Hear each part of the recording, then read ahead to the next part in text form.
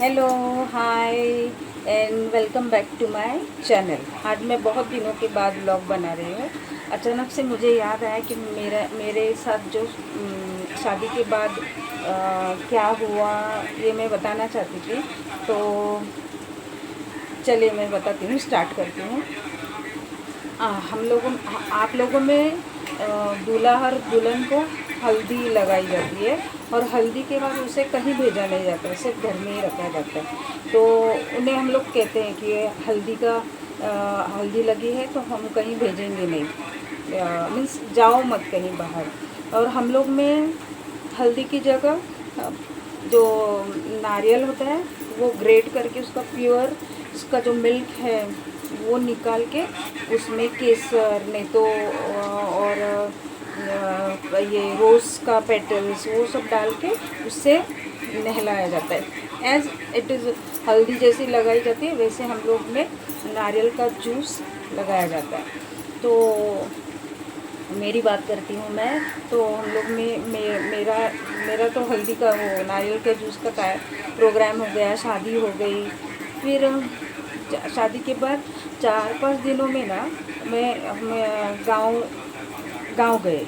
Means मेरे husband के बॉम्बे में शादी हुई थी और गांव में जाना था। फर्स्ट टाइम मैं जा रही थी। और हम लोग का कैसे है, अरेंज मैरिज के बाद इतनी मीन्स हम लोग क्लोज़ नहीं होते हैं, सास ससुरे से, देवर से, फिर देवरानी से।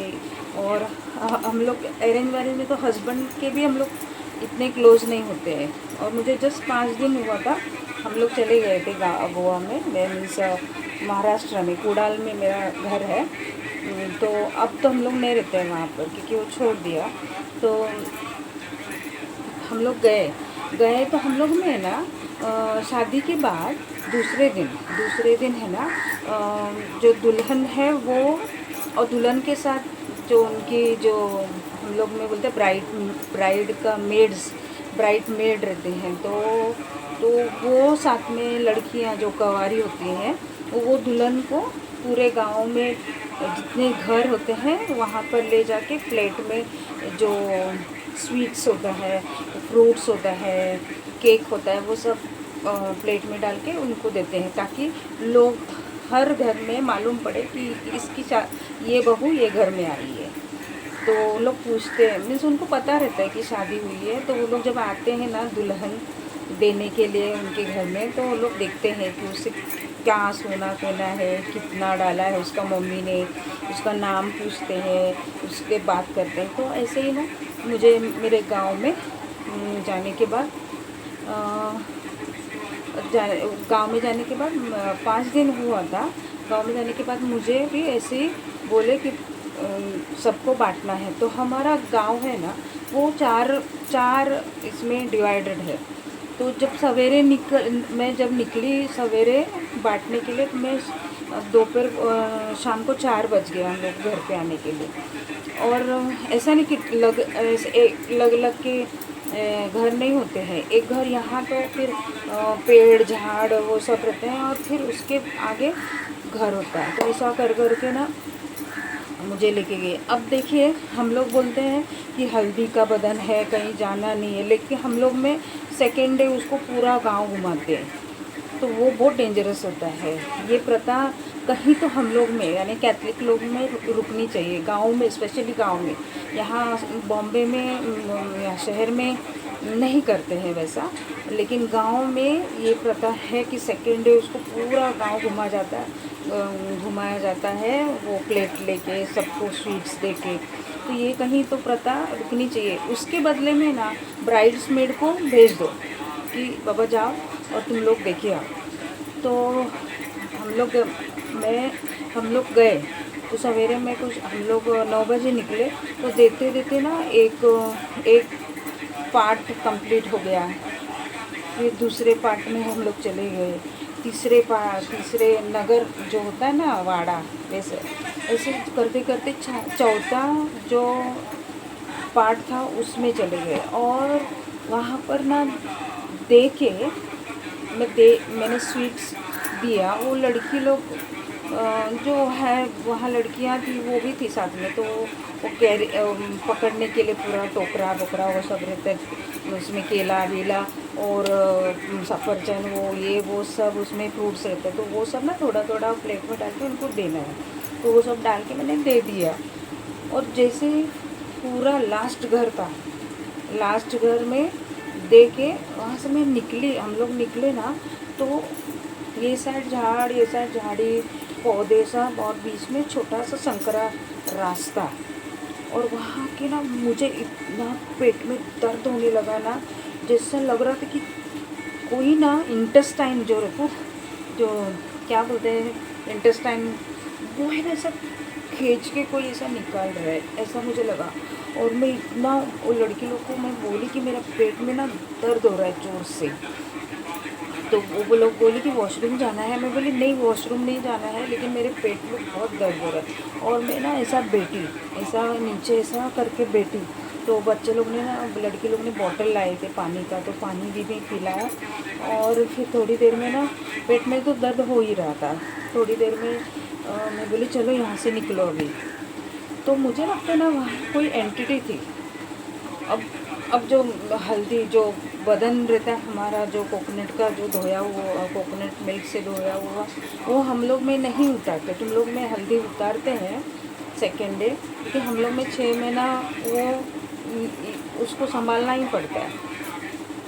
तो ना मेरे पेट में दर्द होने लगा, तो हम लोग वहाँ से निकले। मैं बोले चलो यहाँ से, मुझे ऐसा लगा कि कोई एंटिटी है जो मुझे पकड़ के रखा है। तो वहाँ से जब निकले ना हम लोग, तो वो पेट का दर्द रुक गया। लेकिन घर पे कैसा बताना है ना, सब लोग अनफेमिलियर, सास ज़्यादा नहीं बोलती थी, देवर ये सब ननंद थी, लेकिन वो सगी ननंद नहीं थी, एक ही घर में। मैं उसको बोली कि मेरे साथ ना ऐसा ऐसा कुछ हुआ है, लेकिन उन्होंने भी कुछ बोला नहीं। और मैंने भी हस्बैंड को बोला नहीं, क्योंकि 5-6 दिन हुआ था शादी को, तो ये सब फैमिलियर हम लोग नहीं होते हैं ना। तो बाद में जब फैमिलियर होते हैं ना हम लोग, तो झगड़ने लगते हैं। तो ना मैं कुछ बोली नहीं। और उसके बाद है ना, मैं हमेशा मुझे चक्कर आना, सब ऐसा बदन दर्द ऐसा सब हमेशा मेरे को ना ऐसा होने लगा था। 1 साल जब मेरा बेटा हुआ ना, तब वो कहीं कम हो गया। लेकिन मुझे पता चला कि मुझे किसी ने कुछ वहाँ कुछ एंटिटी थी, उसी ने मुझको ये किया था। तो फिर वो हो गया और मैं गांव जाने लगी ससुराल में। तो ना मैं अभी 5 साल से मैं नहीं जा रही हूँ। 5 साल के पहले मैं गांव गई थी ना, तब मुझे किसी ने बताया था कि यहाँ के लोग बोलते हैं कि ये जब भी गांव आती है ना, तो कोई ना कोई मरता है। तो ये ना एक्सीडेंटली मीन्स कोई इंसिडेंट जो एक्सपायरी डेट वाले होते हैं, वो जो बुढ़े होते हैं वो तो मरेंगे ही। लेकिन उसका ना मुझ पे वो डाला है कि ये आती है ना, तो कोई ना कोई मरता है। हम लोग वहाँ 15 दिन रह के वापस बॉम्बे आते थे, तो यहाँ आके ना हम लोग को मालूम पड़ता था कि वहाँ कोई मर गया है। तो वो सब पूरा ब्लेम है ना मेरे पे डाला गया। तो लेकिन मुझे ये मालूम नहीं था, ये बात मुझे मालूम नहीं थी, क्योंकि आजू बाजू में मैं जब भी जाती थी ना, तो अगल बगल के लोग ना मुझसे बात नहीं करते थे। मैं बोले ये लोग क्लियरली बात क्यों नहीं करते मेरे से। तो ना मुझे तो कुछ मालूम नहीं ये लोग मेरे बारे में ऐसा सोचते हैं। लेकिन 5 साल पहले यानी 5 साल बाद मैंने वो गांव छोड़ दिया है। 5 साल पहले जब मुझे पता चला ना, उसके बाद में मैं कभी गांव नहीं गई उनके ससुराल में, वो छोड़ ही दिया मैंने। तो फिर ना अब मैं यहाँ हूँ, वहाँ वो लोग मर रहे हैं, तो उसमें मेरी गलती कैसी हो गई। मेरे पिताजी अभी तक 85 ईयर के हैं। अभी भी मेरे पिताजी का ब्लेसिंग्स है हमारे पे। मेरी मम्मी 79 की है, 79 साल की, वो उनका ब्लेसिंग है। मेरा बड़ा भाई गुजर गया क्योंकि वो पी के थोड़ा सा लीवर उसका ख़राब हुआ था, तो वो तो गुजर गया। लेकिन मेरे पिताजी माताजी मेरी अभी भी हैं। अगर मेरे में ऐसा ये होता था, तो मैं तो मेरे माँ बाप को जैसे खा जाती थी ना पैदा होके। तो वो ब्लेम ना मुझ पे डाला गया कि ये जब भी गांव आती है ना तो कोई ना कोई मर जाता है। अरे तुम लोग बीमार रहते हैं, बीमार वही बीमारी तुमको साथ लेके जाती है और उसका ब्लेम आप लोग मुझे डालते हैं। मेरे हस्बैंड को जब ये हुआ बाईपास हुआ, उनको अटैक आने के पहले मेरे बेटे ने बचा लिया।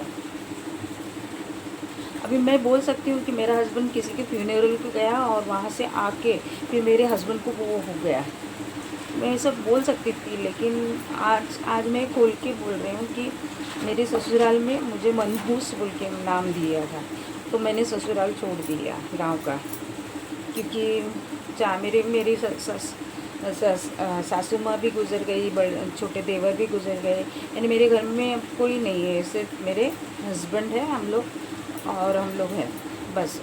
मम्मी के वहाँ मेरे सब है, भाई बहन सब लोग हैं। अगर मैं मनहूस होती थी तो मैं आज अकेली होती थी, मेरे पूरे घर को खा के। तो ये सब मुझे बोलना था।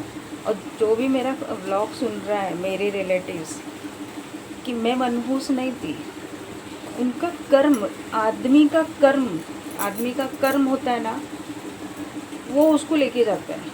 सेकेंडली, जितना लिखा होता है उसके नसीब में उतना ही वो जीता है और जाता है। और ये इंसान है, हम लोग परमानेंट नहीं है, कोई भी परमानेंट नहीं है। हमारी आँख परमानेंट नहीं है, कान परमानेंट नहीं, बॉडी परमानेंट नहीं है।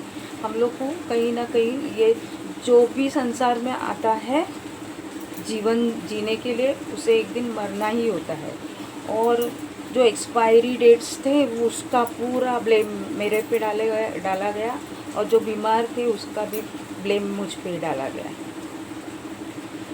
आज मेरे हस्बैंड को मेरे बेटे ने बचा लिया अटैक आने के पहले।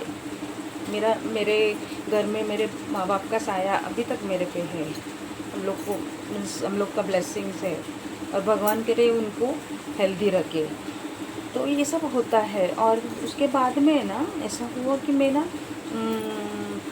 देवर है एक, था, अब नहीं है, देवर था, बस है लेकिन वो छोड़ दिया ना। तो देवर था, उसकी शादी में हम लोग सवेरे पहुँचे तो नेचुरली पूरा रात तो बस में ना पूरा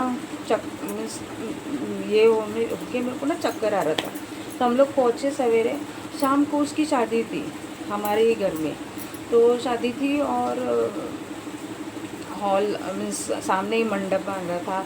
और हम लोग में क्या करते हैं कि जब सब निपट जाता है ना 3-4 बजे रात को, तो सब एक दूसरे का पहचान करते हैं। और मैं इतना सहन नहीं कर सकती थी, क्योंकि मुझे शायद वो तभी से मुझे परेशान कर रहा था, और वो एंटिटी जो है थी ना वो मुझे परेशान कर रही थी। तो मैं इनको बोली कि मुझे ना नींद आ रही है, मेरा लड़का 1 साल का था, तो मुझे नींद आ रही है, तो ऐसे बहुत थक गई हूँ, मैं यहाँ कहाँ सोऊंगा शादी के घर में।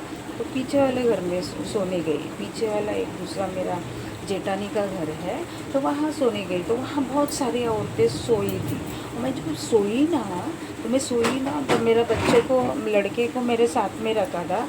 और बाद में मैं सोई ना तो मुझे ऐसा लगा कि मेरे ऐसे ना चेस्ट पे कोई बैठा है, और मैं जैसे स्लीप पैरालिसिस होता है ना वैसा, और बैठा है और मैं चिल्ला रही हूँ। तो मेरा घुट के आवाज़ आने लगा ना, तो वहाँ पर कोई सोई थी, तो उसने ना लाइट लगाया। बोले क्या हुआ? तो मैंने आँखें खोल के देखा, तो मैं बोली मेरे को ना कुछ दम घुटने लगा। तो ये मेरे साथ हो रहा है, लेकिन वो ये उन लोगों को ये नहीं दिख रहा है कि मेरे साथ ये हो रहा है, लेकिन मैं खुश हूँ। मेरे साथ ये हो रहा है वो नहीं दिख रहा है, लेकिन उनका जो मर रहा है ना उसका ब्लेम मुझ पे डाला गया। तो ये मेरी स्टोरी थी। तो होप आपको मेरा ये वीडियो पसंद आया होगा। तो लाइक कीजिए, कमेंट कीजिए, और जो नए हैं वो सब्सक्राइब कीजिए। और मिलती हूँ मैं अगले ब्लॉग में next time. Bye bye, see you.